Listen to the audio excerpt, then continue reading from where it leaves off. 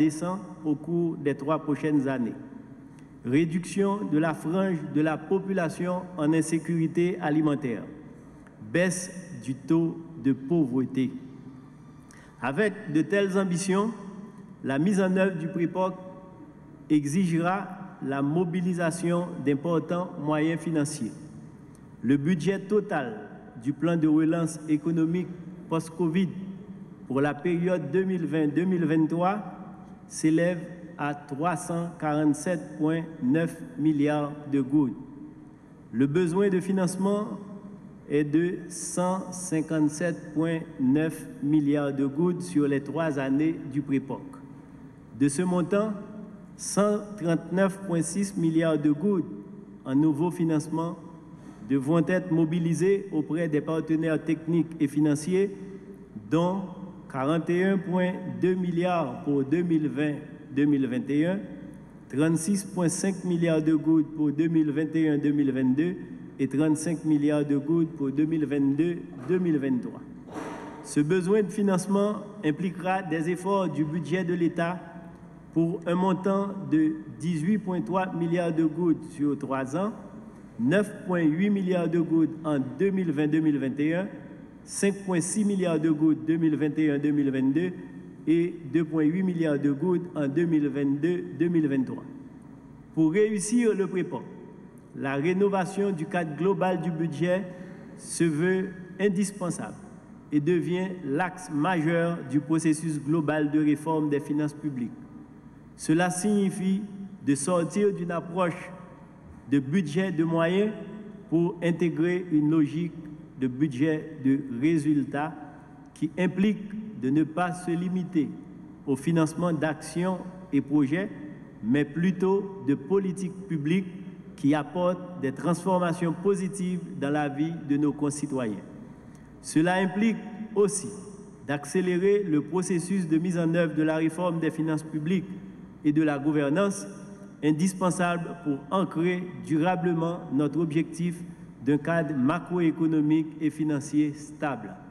Nos efforts porteront à la fois sur l'accroissement des performances dans le recouvrement des ressources internes, l'adoption d'une politique d'endettement viable et responsable pour éviter le cercle vicieux du surendettement, une meilleure coordination de l'aide financière et de la coopération avec les partenaires techniques et financiers, la mise à profit des partenariats publics-privés et la recherche de financements innovants axés sur la valorisation et une meilleure gestion des actifs de l'État, l'amélioration de la qualité de la dépense publique en renforçant la planification et les critères de priorisation, l'objectif étant faire plus et mieux avec moins de ressources. Pour atteindre les principaux résultats visés, le plan de relance économique post-Covid table aussi sur un renforcement du pilotage et de la coordination dans la mise en œuvre qui rend aussi indispensable une bonne collaboration et concertation des différents acteurs. Permettez-moi de souligner que cette démarche inclusive et patiente adoptée lors du processus de l'élaboration de ce plan devra se poursuivre pour favoriser la convergence des énergies vers la poursuite d'objectifs de développement communs et partagés. C'est un défi majeur qu'il convient de relever pour gagner le pari de l'émergence économique. Je veux aussi signaler que l'intérêt et la collaboration affirmée des acteurs non étatiques consultés au cours du processus nous rassurent de leur ferme volonté de s'impliquer dans une nouvelle dynamique de collaboration pour la relance de l'économie. Au niveau du secteur public, la dynamique adoptée pour l'élaboration du PREPOC a permis de mettre en exergue la bonne collaboration entre les différentes entités engagées dans cet exercice qui, sans embâche, peut être qualifié d'exercice réussi. Nous devons de systématiser cette concertation pour renforcer l'articulation des politiques et garantir ainsi leur efficacité par l'inclusion des acteurs non étatiques. La mise en place d'une entité de pilotage et de coordination est un point de départ dans le processus de mise en œuvre du PREPOC Elle doit définir rapidement un agenda d'action, des matrices de suivi, la stratégie de mobilisation des ressources et engagera aussi une revue ciblée de politiques publiques et projets en cours dans les domaines prioritaires afin d'articuler les recommandations et envisager des initiatives en vue de garantir leur efficacité et leur efficience. Cela est urgent, notamment pour les dispositifs de soutien aux PME dans les secteurs porteurs et aussi pour les politiques sociales dans l'objectif d'avoir un impact rapide sur les conditions de vie des catégories les plus vulnérables. Mesdames, Messieurs, ce plan de relance offre aujourd'hui l'opportunité pour un pacte, un engagement responsable, solidaire et intelligent en vue de travailler à relever notre économie et améliorer les conditions de vie de nos concitoyens.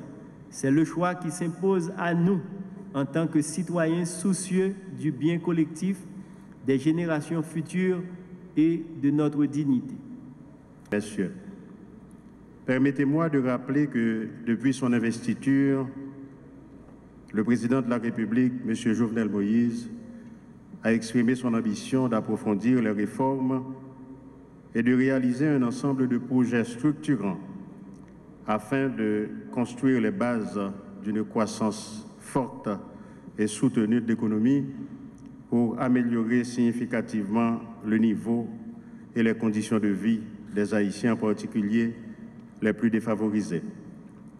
Au centre de la vision pour le développement économique et social préconisée pour notre pays se trouve l'agriculture, l'agrotransformation comme moteur de l'économie, la réforme du secteur de l'énergie pour améliorer la qualité des services et son accessibilité, l'état de droit, la création d'emplois durables, la protection de l'environnement et le développement de l'industrie touristique en y ajoutant l'écotourisme et l'agrotourisme. Le développement du capital humain est au centre de ces priorités, incluant l'accès à tous à l'éducation et à la santé. Dans ce contexte d'urgence et de perturbations causées par la longue crise sociale et politique et la crise sanitaire découlant de la pandémie du coronavirus, il devient nécessaire de renforcer la cohérence au niveau de l'action gouvernementale, d'introduire plus de rationalité dans la gestion des maigres ressources de l'État afin de maintenir le cap sur la vision de développement sur laquelle le président de la République s'est engagé envers la nation. Je me permets de noter 3 grandes priorités d'action ont ainsi été retenues par mon gouvernement avec l'accord bien sûr du président de la République, qui sont la sécurité et l'état de droit, la protection sociale et la relance de l'économie. Aujourd'hui, j'ai l'honneur de présenter le programme de relance économique et des réponses post-Covid de PREPOC, élaboré sous l'impulsion du président de la République en vue d'apporter des redressements et réponses appropriées aux urgences et de faciliter les objectifs de relance économique et de réduction de la pauvreté et des inégalités. Quand le président de la République m'a appelé, je crois que c'était le 22 mars, pour me demander ce plan, je me suis dit, écoutez, je viens d'arriver le 4 mars et on a découvert les premiers cas. Et là, on était en train de nous préparer à tous les problèmes du monde et le président de la République, vers 2 heures du matin, s'est réveillé pour demander qu'on prépare un plan d'après Covid-19. C'est-à-dire, c'est un président qui anticipe sur les événements. Et c'est pourquoi nous sommes là aujourd'hui. Normalement, j'aurais dû seulement remettre ce travail au président de la République. Mais je vous remercie d'être là aujourd'hui pour parler de ce programme élaboré sous le leadership des ministères de la Planification et de la Coopération externe, de l'économie et des finances, et tire aussi sa pertinence sociale et sa légitimité dans la participation de tous les acteurs sociaux, incluant la prise en compte de la vision consacrée par le PSDH, les résultats des États généraux, les objectifs de développement durable, des consultations avec la société civile et l'université, le secteur des affaires, une collaboration forte des différents ministères et organismes de l'État. Le PREPOC a aussi bénéficié de la collaboration de plusieurs de nos partenaires de développement. À travers le PREPOC, le gouvernement entend répondre à des enjeux majeurs qui sont de créer la confiance, freiner la dégradation des conditions de vie et poser les bases économiques et managériales pour que la décennie 2020 soit celle de l'ancrage vers l'émergence économique et sociale d'Haïti. C'est pourquoi ce plan cherche à traiter non seulement les séquelles des chocs, mais aussi accélérer des réformes fondamentales et favoriser la mise en œuvre d'un modèle économique de développement répondant au mieux aux conditions du pays et aspirations du peuple haïtien.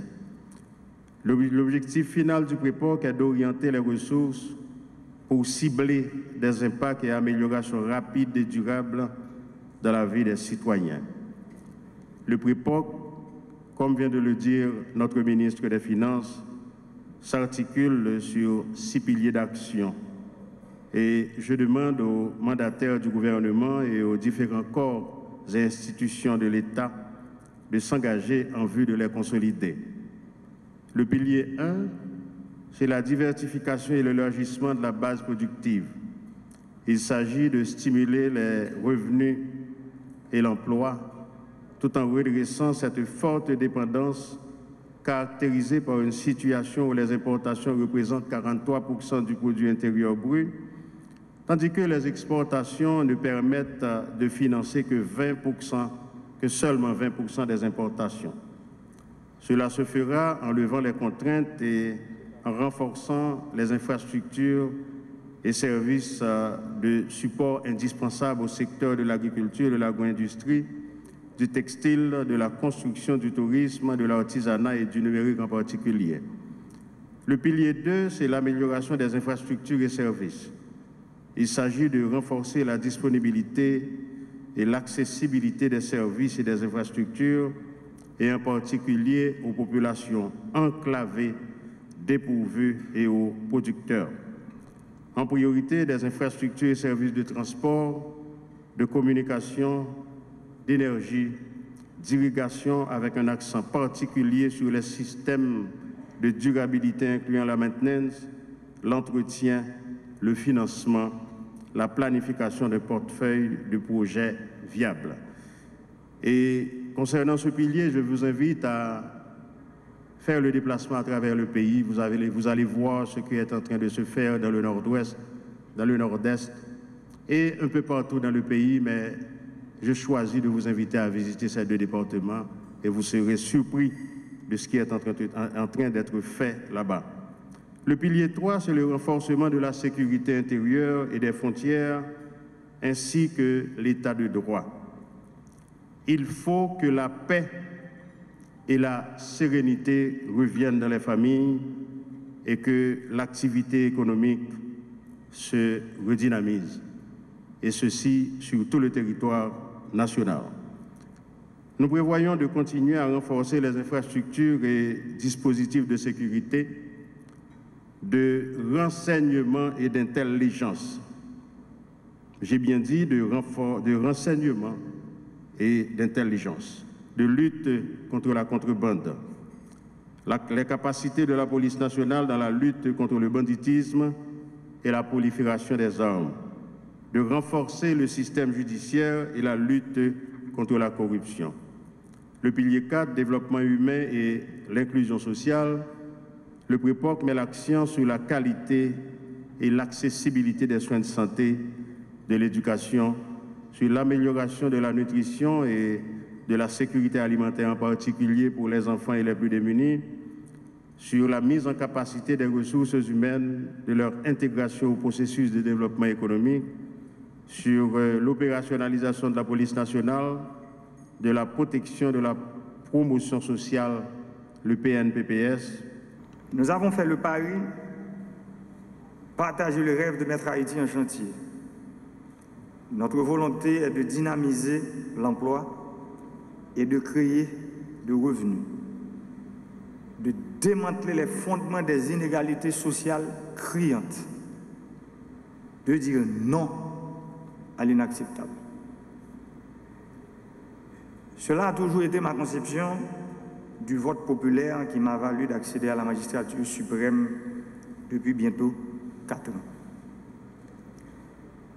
C'est en ce sens que l'un de mes premiers actes a été de rendre disponibles des équipements et techniciens à travers les 10 départements géographiques du pays pour engager un vaste programme d'infrastructures routières. Mais comme de coutume, et encore plus que mes prédécesseurs, je me suis retrouvé comme dans un permanent combat. J'ai dû faire face à diverses formes d'attaques répétées et nourries. Pays loc, violence, manifestations intermittentes, insécurité programmée, etc. Le mal est profond, plus profond que vous sauriez l'imaginer. D'énormes barrières sont érigées pour bloquer toute tentative de changer ce système pourri, révolu, qui n'a fait que générer la pauvreté et l'inégalité sociale. C'est une lutte féroce. Les forces d'inertie, les forces rétrogrades préfèrent le chaos à une entente historique pour sceller les bases de la stabilité politique indispensable au progrès économique et social auquel le peuple haïtien aspire. Chaque année de plus, les problèmes non résolus s'empilent, empirent et l'impatience de la population grandit. Notre produit intérieur brut par tête d'habitant qui avait cru de 4,8% en 2017 et de 5,9% en 2018 en dollars américains a fortement chuté depuis, terrassé par des mois de troubles politiques et d'entraves aux activités économiques, puis par la pandémie de Covid-19. Pour retrouver le niveau du PIB nominal par tête d'habitant de 2014 en dollars, celui-ci devrait croître de plus de 3,3% par an sur les 3 prochaines années. Mais ce ne sera pas un grand défi à relever si notre nation s'y engage.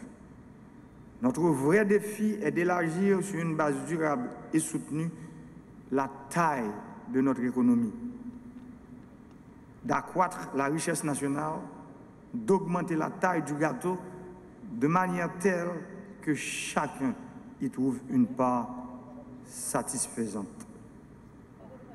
La réalité est qu'aucun pays n'a pu renforcer sa base économique en absence de stabilité politique. Comme je l'ai toujours dit, la stabilité politique est le premier des biens publics. C'est pourquoi nous devons tout faire pour le triomphe de la démocratie. C'est pourquoi nous devons prioriser le dialogue qui est la voie de l'intelligence et de la responsabilité citoyenne. Concrétiser ce dialogue sincère, ouvert, essentiel, indispensable pour poser les bases d'une gouvernance efficiente et efficace, seule capable d'assurer la sérénité nécessaire pour s'attaquer aux maux profonds dont souffrent la société et l'économie haïtienne. L'indice du capital humain calculé par la Banque mondiale nous interpelle. On y apprend qu'en moyenne, un enfant né aujourd'hui en Haïti a un potentiel à l'âge adulte évalué à 45% de ce qu'il aurait pu avoir s'il avait bénéficié d'une éducation et d'une santé complète. Cela signifie que le coût social, le coût économique de la pauvreté et des inégalités est immense. Nous devons d'y remédier pour la survie de notre nation. pour notre bien-être à tous. De pays loc à Covid-19, en y ajoutant la vague de banditisme actuelle, notre économie et notre population continuent de payer un assez lourd tribut qui les met à genoux. Cela ne peut plus continuer. Sur la base d'une analyse, d'une autocritique sans complaisance, nous devons tirer les leçons du passé pour ensemble aborder notre avenir sur de nouvelles bases si nous ne voulons pas continuer à présenter cette face déplaisante du pays le plus pauvre de l'hémisphère occidental. Pourquoi sacrifier des générations d'hommes et de femmes qui n'aspirent qu'à contribuer au relèvement de notre nation? Comment continuer à sacrifier des hommes et des femmes qui veulent développer et mettre à profit leur talent pour s'affirmer et réaliser le rêve de nos ancêtres d'une Haïti prospère, libre et digne? Malgré les contraintes de toutes sortes, mon administration s'est mobilisée pour consolider des piliers de la croissance durable et forte. Cette consolidation s'est faite à travers la poursuite du programme de modernisation du secteur de l'énergie, le développement des infrastructures de transport, l'amélioration du potentiel d'irrigation pour augmenter la production et la productivité agricole et ainsi lutter contre l'insécurité alimentaire, pour la protection et la régénération de notre environnement. Dans le secteur de l'énergie, nous sommes en train de travailler pour construire des réseaux électriques à travers tout le pays. Nous avons aujourd'hui en Haïti près d'une cinquantaine de villes qui n'ont pas de réseau électrique. Et pourtant, ce sont des Haïtiens qui vivent dans ces endroits. Aujourd'hui, en Haïti, seulement 30% d'Haïtiens ont accès à l'électricité. Et pourtant, les 70% restants sont des Haïtiens. Nous sommes en train de travailler pour construire des centrales électriques à travers tout le pays, comme nous l'avons déjà fait à Jérémie, à Petit-Gouave. Maintenant, nous sommes en train de travailler pour construire, pour augmenter la capacité des centrales électriques de Fort-Liberté, de Cap-Haïtien. Nous sommes en train maintenant de construire une centrale électrique à Port-de-Paix. Nous allons construire une centrale électrique à Saint-Raphaël. Et nous sommes en train de réhabiliter, je dirais, nous sommes en train de mettre à neuf la centrale électrique de Douai. Nous allons augmenter la capacité de la centrale électrique de Saint-Marc. Nous allons augmenter la capacité de la centrale électrique de Petit-Gouave, de Jacmel, d'Ercaille. Nous allons construire une centrale électrique neuve à Miragouane. Et tous ces travaux doivent être réalisés au premier trimestre de 2021. Nous sommes en train de travailler pour mettre la lumière là où il y a le ténèbre. Parce que les yeux du peuple haïtien sont ouverts aujourd'hui. Nous devons continuer sur cette lancée parce que Haïti a besoin d'hommes et de femmes courageux pour sortir ce pays de l'ornière du sous-développement, de l'enfer, de l'instabilité politique.